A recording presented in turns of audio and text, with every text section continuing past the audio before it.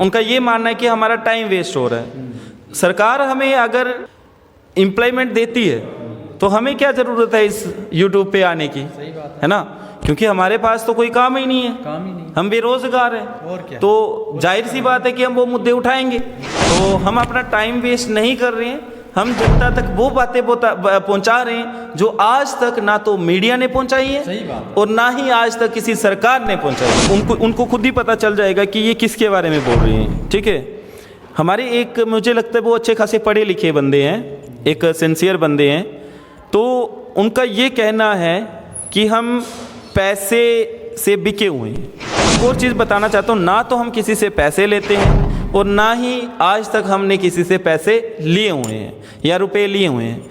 हम एक जेन्युइन मुद्दे की बात रखते हैं। हम बात करते हैं अनएम्प्लॉयमेंट के ऊपर, हम बात करते हैं डेली बेजरों के ऊपर, हमने बात रखी थी इलेक्ट्रिक मीटर के ऊपर, हमने बात रखी है पॉवर्टी के ऊपर, हमने बात रखी है बेसिक एमिनिटीज़ के ऊपर। लेकिन महराज उल मलिक का जो बात करने का ढंग है तो उनका भी सही, लेकिन अगर उसमें वो एब्यूज्ड लैंग्वेज का यूज़ ना करें, गाली गलौच ना करें, तो मैं मानता हूँ कि इनमें वो सारी कैपेबिलिटीज़ हैं जो एक लीडर में होनी चाहिए।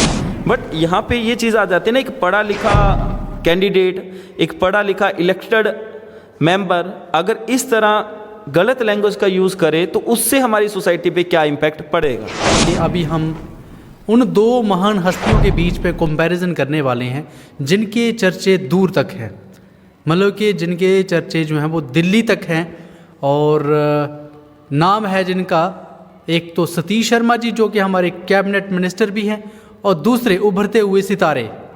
और फर्स्ट टाइम आम आदमी पार्टी को जिताया है Jammu and Kashmir assembly election में। जी हाँ, हम बात कर रहे हैं महराज मलिक की। तो महराज मलिक वर्सेस सतीश शर्मा के बीच में आज हम कंपैरिजन करने जा रहे हैं। तो देखते हैं अंशु सर के अकॉर्डिंग कौन सा लीडर जो है वो बेस्ट है, डिसाइड आपने करना है, ये सिर्फ और सिर्फ आपको डिफरेंस बताएंगे। तो अंशु सर बताइए। देखिए कुलदीप जी, ये जो दो उभरते चेहरों में डिफरेंसेस की बात आई है, कंपैरिजन की बात आई है, ये कंपैरिजन करना थोड़ा डिफ़िकल्ट है, बट फिर भी उम्मीद करता हूँ कि जो मैं अपने अकॉर्डिंग डिफरेंसेस कर रहा हूँ, जो कंपैरिजन कर रहा हूँ इन दोनों का, मेरी नज़र से ये सही है। ठीक है, बाकी तो ऑडियंस का बात करें तो उनको जो सही लगेगा वो अपने हिसाब से कमेंट करेंगे। तो सतीश शर्मा की अगर बात करूँ तो इनका फैमिली बैकग्राउंड ही पॉलिटिक्स से है, क्योंकि इनके फादर जी मिनिस्टर रह चुके हैं कांग्रेस के। ठीक है, और उसके बाद उनकी जब डेथ हुई थी कोविड-19 के दौरान, तो उसके बाद कमान संभाली उनके बेटे सतीश शर्मा जी ने। ठीक है, ये बात नहीं है कि उससे पहले नहीं इन्वॉल्व थे, वो उससे पहले भी इन्वॉल्वमेंट था उनका पॉलिटिक्स में, उनके पॉलिटिक्स में उनकी इंटरेस्ट था, और जिस कारण से वो कांग्रेस के साथ जुड़े। लेकिन उसके कुछ टाइम पीरियड के बाद जब कांग्रेस के साथ जुड़े थे और इलेक्शन के टाइम पे उनको कांग्रेस का मैंडेट नहीं मिलता है, तो उसके बाद वो as a independent candidate election लड़ते हैं और फाइनली जीत हासिल करते हैं, और बहुत बड़ी जीत हासिल करी है उन्होंने। तो वो जो उनका नाम है, उनका नाम अपने दम पे भी बनाया उन्होंने, और फैमिली बैकग्राउंड की वजह से भी उनका नाम चर्चाओं में है। ठीक है, और एक अच्छे लीडर भी हैं, पॉलिटिशियन भी हैं, सोशल एक्टिविस्ट भी हैं, क्लीन हार्टेड पर्सन है, जो बात बोलते हैं वो करते भी हैं। ठीक है, और डाउन टू अर्थ भी हैं। ऐसी बात नहीं है कि उनमें कोई घमंड आ जाता है, वो चीज़ नहीं है उनमें, और बहुत ही पोलाइटली से वो बात करते हैं। ठीक है, मीन्स कि एग्रेसिव नहीं है वो। ठीक है, जो भी बात करनी है जेन्युइन बात करनी है, और अब्यूज़ लैंग्वेज का यूज़ तो बिल्कुल ही नहीं करते वो। ठीक है, मीन्स कि बात करेंगे जिससे कि कोई दूसरा हर्ट भी ना हो, और जो काम वो करने की कोशिश करेंगे वो काम भी हो जाएगा। ठीक है, तो इसके कंपैरिजन में अगर महराज उल मलिक की बात करूं, महराज मलिक जी की, वो भी एक अच्छे खासे लीडर हैं, पॉलिटिशियंस हैं। ठीक है, लेकिन उनका फैमिली बैकग्राउंड की अगर बात करें तो इतनी ज़्यादा पॉलिटिक्स नहीं है उनके पास जितनी सतीश शर्मा जी के पास है। महराज मलिक ने अपना नाम अपने दम पे बनाया है, और 2013 में जब आम आदमी पार्टी के साथ जुड़े वो, उसके बाद वो डीडीसी मेंबर रहे डोडा से। उसके बाद अब लेजिस्लेटिव असेंबली की जब चुनाव होते हैं तो इसमें जीत दर्ज करते हैं। ठीक है, और लेकिन उनके बीच एक डिफरेंस है as compare to Satish Sharma ji. वो डिफरेंस क्या है, जैसे मैंने बात करी कि जो सतीश शर्मा जी हैं वो बिल्कुल पोलाइटली से बात करते हैं, एक जेन्युइन बात करते हैं, ठीक है, बात करेंगे तो इतनी ज़्यादा अब्यूज़ लैंग्वेज का यूज़ नहीं करेंगे वो। लेकिन महराज उल मलिक का जो बात करने का ढंग है तो उनका भी सही, लेकिन अगर उसमें वो अब्यूज़्ड लैंग्वेज का यूज़ ना करें, गाली गलौच ना करें, तो मैं मानता हूँ कि इनमें वो सारी कैपेबिलिटीज़ हैं जो एक लीडर में होनी चाहिए।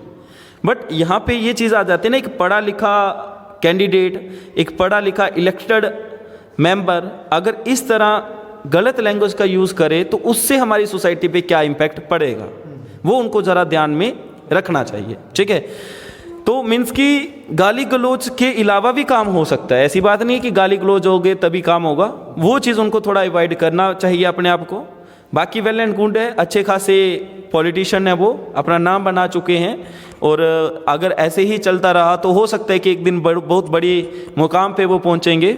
ठीक है, और उसके बाद अगर सतीश शर्मा जी की बात करूं तो ये एक इंडिपेंडेंट कैंडिडेट से इलेक्शन लड़े हैं, मीन्स कि इनके पास कोई पार्टी मैंडेट नहीं था, और जीत इंडिपेंडेंट कैंडिडेट के लिए बहुत डिफ़िकल्ट हो जाती है। ठीक है, क्योंकि बहुत ज़्यादा स्ट्रगल करने पड़ती है, क्योंकि उनके पीछे किसी पार्टी का हाथ नहीं रहता है। ठीक है, और महराज मलिक एक आम आदमी पार्टी से जुड़े हुए हैं, और आम आदमी पार्टी का उनको मैंडेट भी मिलता है, और फाइनली उनकी क्या बोलते हैं उसको,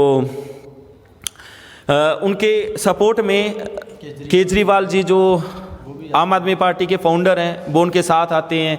ठीक है, उसके बाद पंजाब के सीएम उनके साथ आते हैं, कैंपेन करते हैं। ठीक है, महराज उल मलिक के इलेक्शंस के टाइम पे, तो ये चीज़ है मीन्स कि उन्होंने इलेक्शंस अपने दम पे लड़ी है और इन्होंने पार्टी का मैंडेट से इलेक्शन लड़ी है, तो ये एक डिफरेंसेस देखने को मिल सकता है हमें।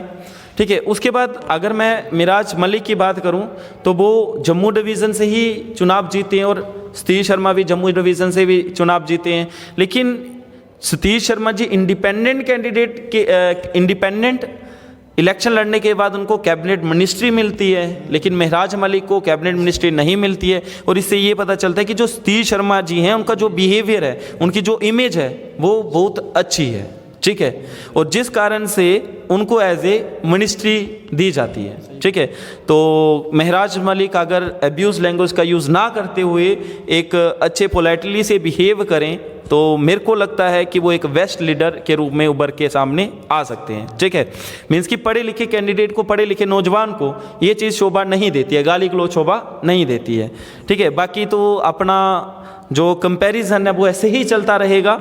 ठीक है, तो उसके बाद अगर इनके प्रॉपर्टी के हिसाब से बात करूँ तो जो हमारे महराज उल मलिक जी हैं इनके पास जो प्रॉपर्टी है वो कम है as compare to Satish Sharma ji. ठीक है, और सतीश शर्मा के पास एक और डिग्री है MBA की और साथ में LLB की, और महराज उल मलिक के पास एक B.Ed डिग्री है, बैचलर ऑफ एजुकेशन, और उसके साथ उनके पास मास्टर ऑफ पॉलिटिकल साइंस की मास्टर डिग्री भी है। ठीक है, तो ये बहुत सही बात है कि हमारे जितने भी मैक्सिमम कैंडिडेट हैं वो पढ़े लिखे ही हैं, सारे तो नहीं बोलूँगा, कुछ 10th पास भी हैं, कुछ 12th पास भी हैं, कुछ ग्रेजुएशन भी हैं, कुछ PhD स्कॉलर भी हैं, और ऐसे ही ये दोनों मीन्स कि दोनों के पास, एक के पास बिजनेस एडमिनिस्ट्रेशन के लेकर और LLB मीन्स कि लॉ की जानकारी अच्छी खासी, और दूसरे के पास पॉलिटिक्स की जानकारी अच्छी खासी है। ठीक है, मीन्स कि जितना ज़्यादा पॉलिटिकल बैकग्राउंड के स्टूडेंट को पॉलिटिक्स में आना चाहिए, मेरे को लगता है कि इनको देख के अदर जो पॉलिटिकल बैकग्राउंड से रखते हैं,